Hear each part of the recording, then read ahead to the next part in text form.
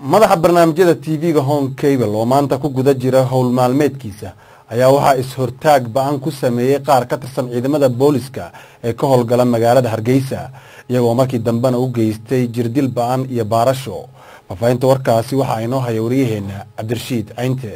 ciidamada booliska magaalada Hargeysa ayaa si arxan darro u garaacay wariye Maxamed Axmed Muuse Guraasi oo kamid ah howlwadanada telefishinka caalamiga Home Cable TV. wariyahan oo garaaceen koox askar ah oo kamid ah ciidamada booliska caasimada Hargeysa ayaa u geystay nabad muuqda isla markaana baadhay. ciidamadan ayaa waxay isku dayeen in xabsiga u taxaabaan wariye Maxamed Axmed Muuse Guraasi. taadigan wariyahan loo geystay wariye Maxamed Axmed Muuse ayaa isagoo tafaasiil dheeraad ah ka bixiyay. waxaanu yiri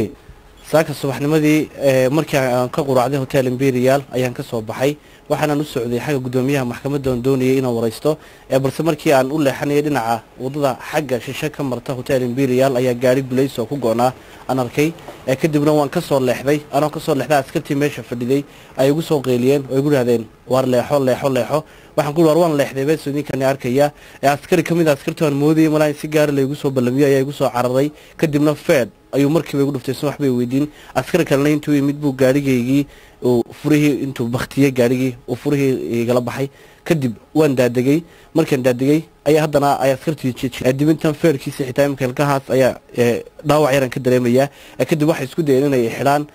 askari kamid ah xitaa askarta oo ahaa ka feerka iga dhuftay ayaa jeebadeeda gacanta geliyay oo lacag xitaa ku jirtay la baxay waan weydiiyay waxaan ku yiri waxaad maad baaranaysaa maanad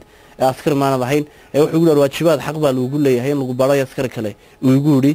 kadibna wana musay dadkii meesha taagnaa ay ku qeyliyay oo ku yiri see la leeyahay iyo see loo galaya gaari kamid ah gaarigii booliska meesha yaallay baa la doonay in la saaro balse way u suurta gali weyd oo Cabdixakiin Shirwac iyo dad kale oo meesha taagnaa oo isaguna wariye ka tirsan saxaafadda ay isaguna ku qeyliyay oo diiday